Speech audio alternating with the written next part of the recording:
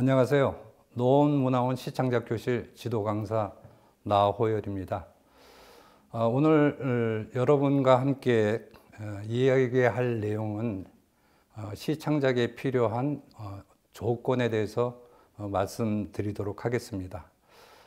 저는 1980년에 시단에 등단을 하고 난 후에 지금까지 40년 동안 시를 쓰면서 항상 마음속에 가지고 있는 어떤 생각들이 있는데 그 생각들을 오늘 여러분과 함께 하나하나 점검해 보기로 하겠습니다.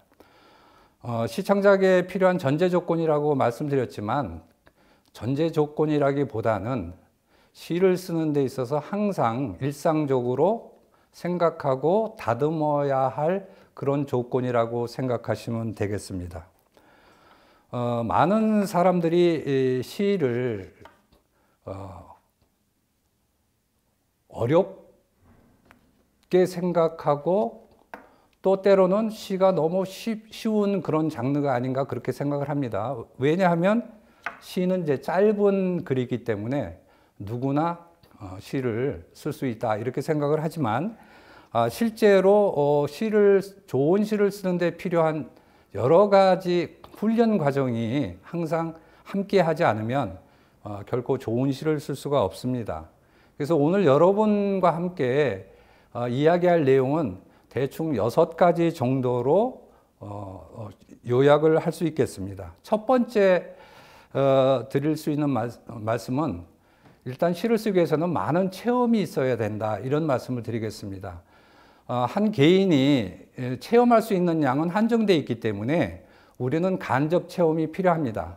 간접 체험에 필요한 그런 내용은 첫 번째 이제 독서가 있어야 되겠죠. 중국의 그 구양수라고 하는 시인은 3다를 얘기를 했어요. 많은 책을 읽고 많은 글을 쓰고 그리고 많은 생각을 해야 된다. 이 3다를 얘기를 했는데 사실은 이런 것들이 내가 체험하지 못한 직접 체험이 아닌 많은 간접 체험을 부과시키는 그런 역할을 한다는 것을 의미하겠습니다. 두 번째로 드릴 수 있는 말씀은 어떤 깊은 사유나 아니면 그 풍부한 생각을 여러분들이 가져야 된다 이런 말씀을 드릴 수가 있겠어요. 이 말씀은 어떤 내용이냐면 시 하나 지금 여러분께 간단히 낭독해 드릴게요. 지난 여름 내 땡볕 불볕 노라 밤에는 어둠 노라 여기 새빨간 찔레 열매 몇 개 이룩하며 옳거니 새벽까지 시린 귀뚜라미 울음소리 들으며 여물었나니. 고은 시인의 열매 몇 개라고 하는 시의 전문입니다. 우리가 가을이 되면 많은 꽃과 나무들이 열매를 맺죠. 그 열매들이라고 하는 것의 의미를 이 시인은 이렇게 얘기를 하는 거죠. 열매가 맺기 위해서는 땡볕, 여름의 땡볕과 그 뜨거운 불볕을 온몸으로 받아들이고 밤에는 차가운 이슬을 맞고 그러면서 익어간다고 얘기를 하는 겁니다. 마지막에 옳거니 새벽까지 시린 귀뚜라미 울음소리를 들으며 여물었다. 이런 생각들은 우리가 상식적인 그런 생각으로는 이뤄낼 수 없는 겁니다. 조금 뒤에 다시 말씀드리겠지만 우리가 글을 쓴다는 것은 그 사람이 갖고 있는 어떤 인격을 알게 모르게 반영하기 때문에 무녀기인이라고 하는 말이 있어요.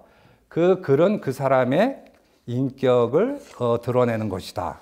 이런 말씀이 되겠습니다. 그래서 깊은 사고를 어느 날 갑자기 가질 수도 없고 풍부한 사고를 가질 수도 없어요.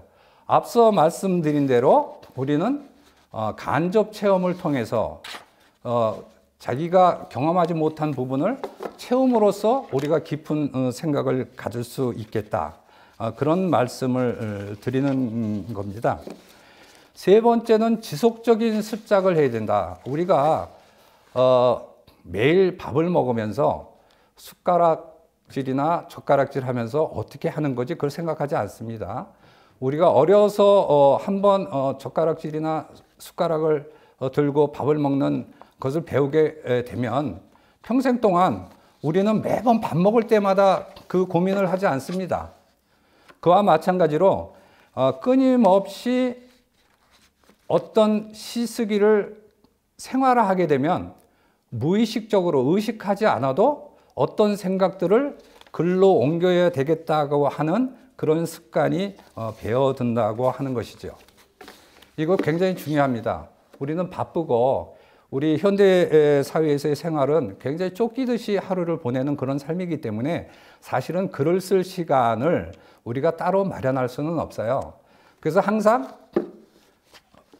쪼가리 시간, 남아있는 시간, 아니면 차를 기다리는 순간, 어떤 기다리는 그 순간에 생각을 정리하고 한꺼번에 그 글을 옮겨 적는 그런 훈련이 필요하다, 이런 말씀을 드리겠습니다. 네 번째, 관찰하는 눈을 가져라. 이런 얘기가 되겠거든요.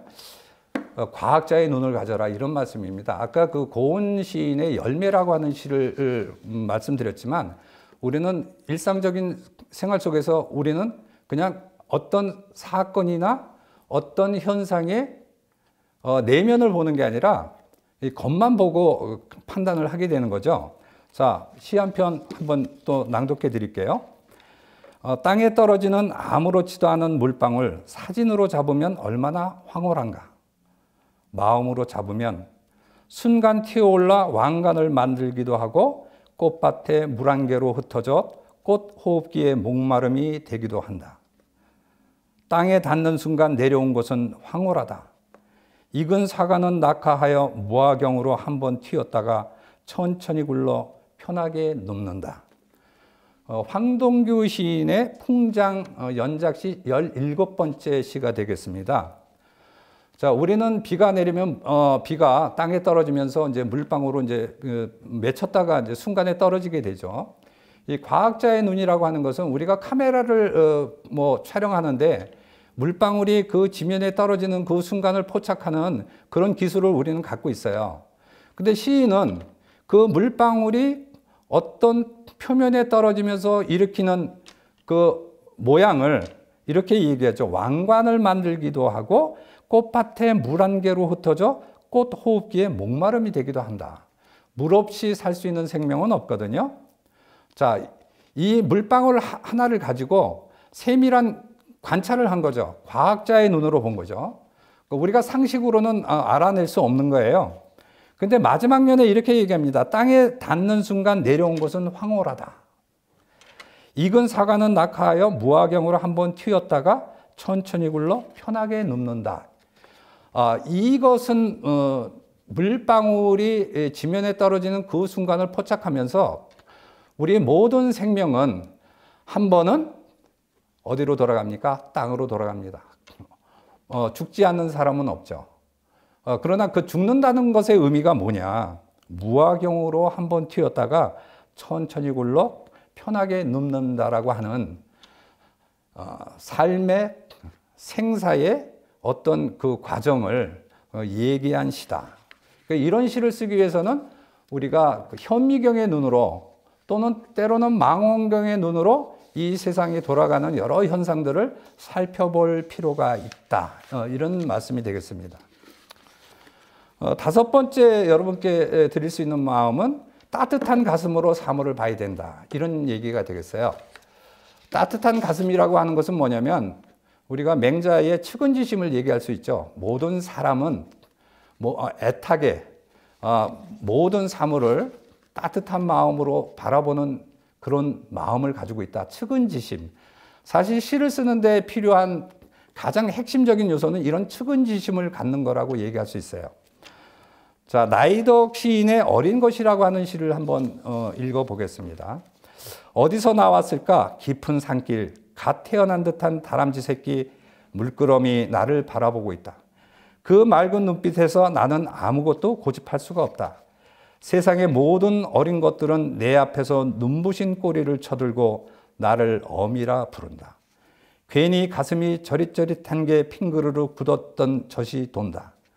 젖이 차올라 겨드랑이까지 찡해 오면 지금쯤 내 어린 것은 얼마나 젖이 그리울까.